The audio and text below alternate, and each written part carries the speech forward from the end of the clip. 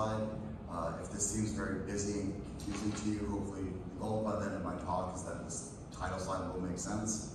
And for the Germans in the room, the Easter egg is that this is actually a German salt mine, which I found out while trying to get credits to the picture to title it. All right, so the outline of this talk is basically, I'm here to talk about our recent publication that was just accepted, that's on directionality. I'll go over the types of detectors we simulated and our results. The second part of my talk will be basically using AAP conferences as a nice segue into my current research for the last 2 years or so with John, and then early simulation work that I'm doing with Net. So, directionality. We have some antineutrino source, and this has some momentum that creates a vector, S hat of t, t being for truth, and in the 2D model, this would be offset by phi. So then we can create a reconstruction in 3D, so that's psi, which is the dot product between our reconstruction and our truth. So this really cool graph on the side is the physical meaning of that cosine psi. And what the shaded regions correspond to is our reconstruction falling between these two cones. And from this we can create a histogram. So when we did the review process, all the reviewers were really interested in single event reconstruction. Enough so that we decided it was necessary to produce a new graph for the paper. And so I'm here to show it. This is with 100,000 IVD events. So we use stochastic reconstruction. And one of the most important things that we're going to note here is this red line, if you can see it along the edge. And this is going to be the maximum allowed angle from analytic calculation. So if you're not familiar with what a monolithic detector is, I think now that I've been through a day and a half of this, I think we all are, but we basically chose double show as our basis of comparison for how ubiquitous and knowledgeable everyone is on it. And then a special shout out to Erica Cadence, PhD, which really helped our work. So in show and double show, we'll target materials in the central area, and we'll hereafter refer to this as the monolithic design. So then next we have a segmented 2D detector. One example is a prospect. Another that I really want to draw everyone's attention to is this picture on the right, which is the sand central module, which you will see in our results, ends up being pretty important. Then we looked at checkerboard designs, which are similar to the previous ones that we just saw, but there's air gaps. This was done in RAT-Pack, which is a derivative GM folder. So then we move on to segmented detector types, or 3D. A specific example would be NewLab. And here's again an example of what we did in RAT-Pack. And here, this really pretty picture on the far left is using LEDs to show the total internal reflection. So if you note, the different parts of the cube have different colors, showing that the different channels are optically separated. So why did we do all this? Well, the limitation of the monolithic approach is that the spatial resolution is larger than the neutron displacement. But we want to measure the neutron's displacement. So one of the key things that we find important is putting 2 PMTs on each axis, so on either end, to allow 3D reconstruction. Here's an example of a 3D checkerboard design. And going into our results. So we have the monolithic approach. This is for a beam coming in from the right. You can see monolithic has a slight inference on this. The second segmented detector does a great job of finding this, but it has a massive amount of false positive, which is really bad if you're trying to get accurate results. And you'll see in a couple of slides this 180 angular dependence thing that gets mentioned. So finally, we have the separation design, which does an incredible job.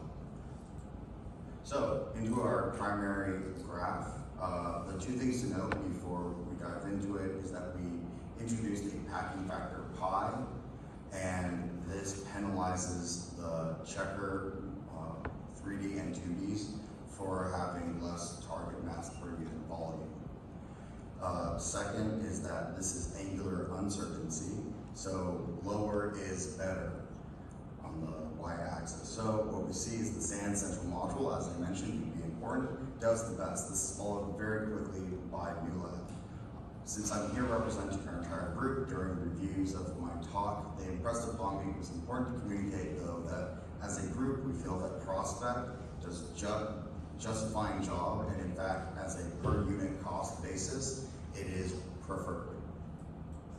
All right, so let's relate this back to AAP conferences. So I said that this is a talk, in spirit from John, and so this wouldn't be right to not mention that the University of Hawai'i started AAP conferences in 2004, and it was originally called Neutrinos Quantum Control Workshop.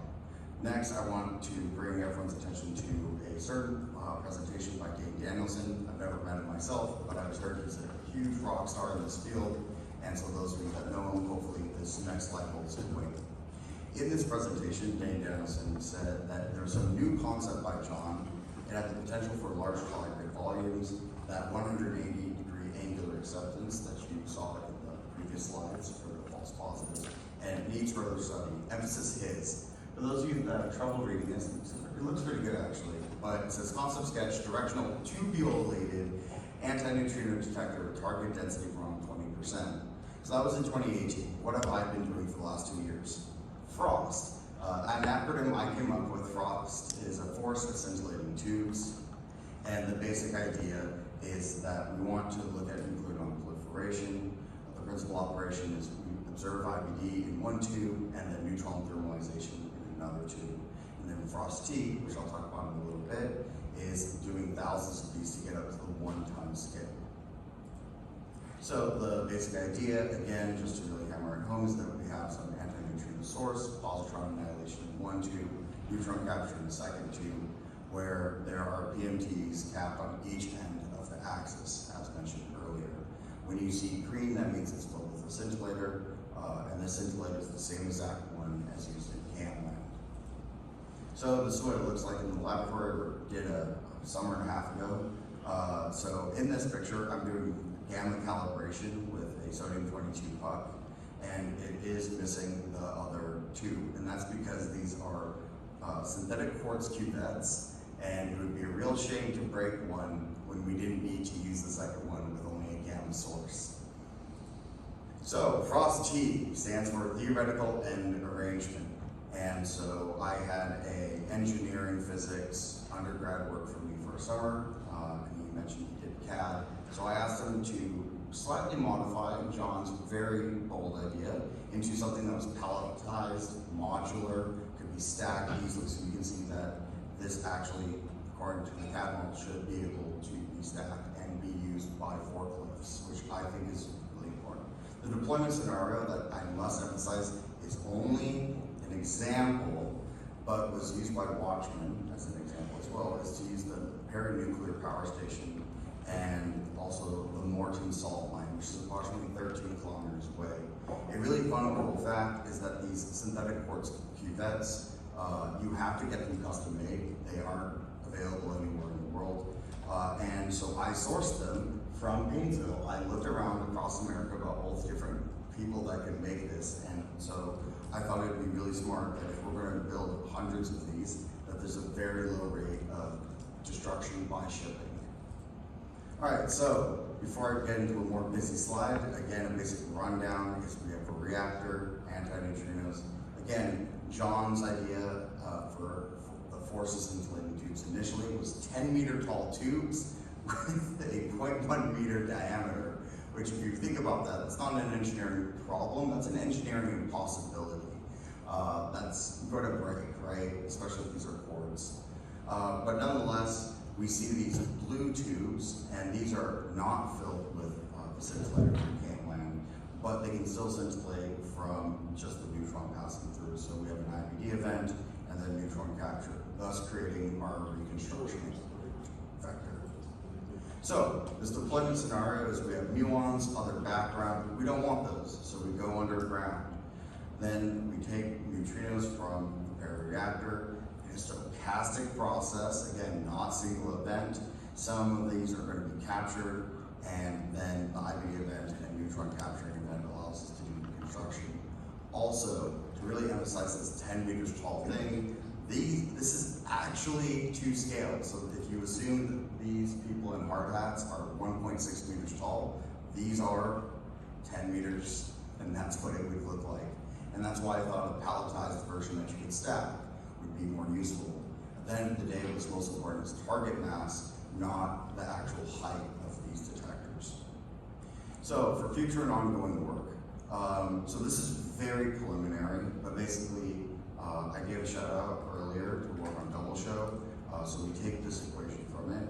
We also take some of our work on new lab, and we want to find the relationship of detected events to directionality.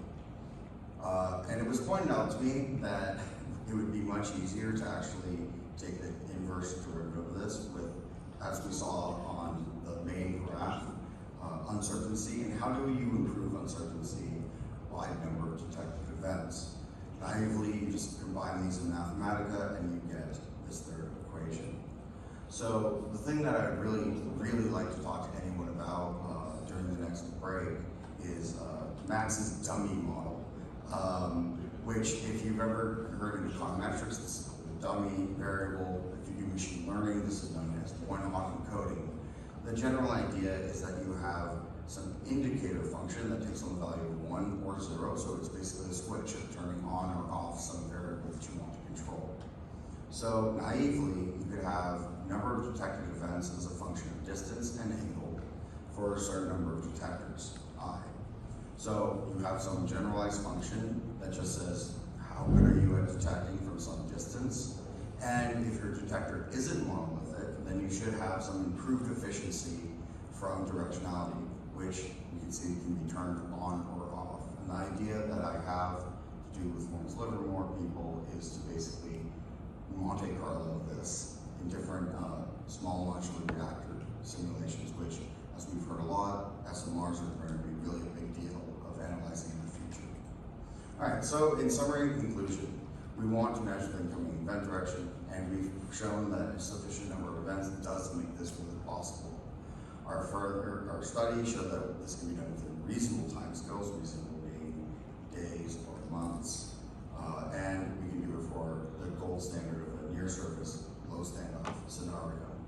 So combining directionality and range, you can find blind recognition of all the variables that we would want to use to characterize a reactor with existing technology, and that's kind of our main selling point here and in our follow-up publications that are in progress, is that this is nothing new is being added to the table, and so it should be very cost-effective to do this. And so since I'm here representing John, I will try to do his voice and imitate him. While not an easy task, it is a remarkable capability unique to neutrinos, the only stable elementary particles which know their point of origin, which is at the end of our paper, which is great. So, wrapping it up, all the material you see here is taken from Mark Duvall's PhD thesis, from my work on frost, and our corresponding publication, minus the logos below.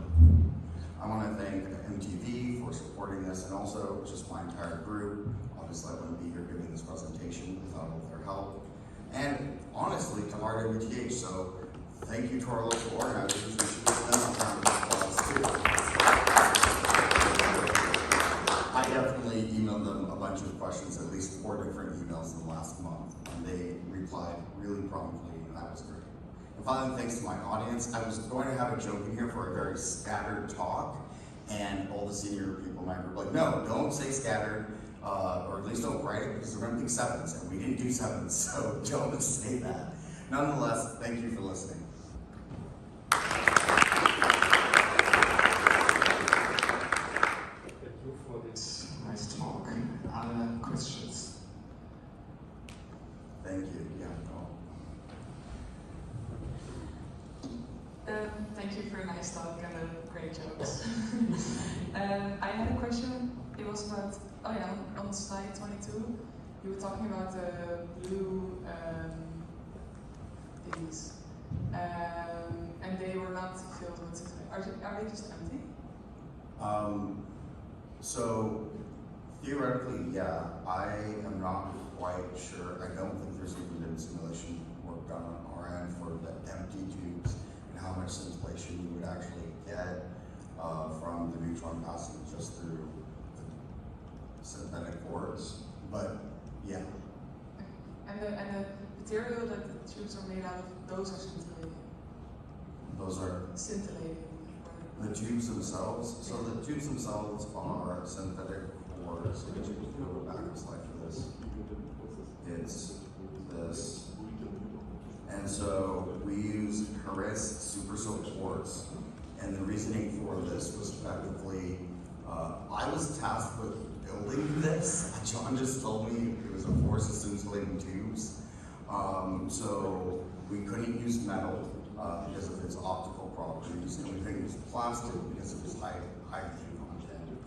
And you can't use regular glass because of its high radioactivity.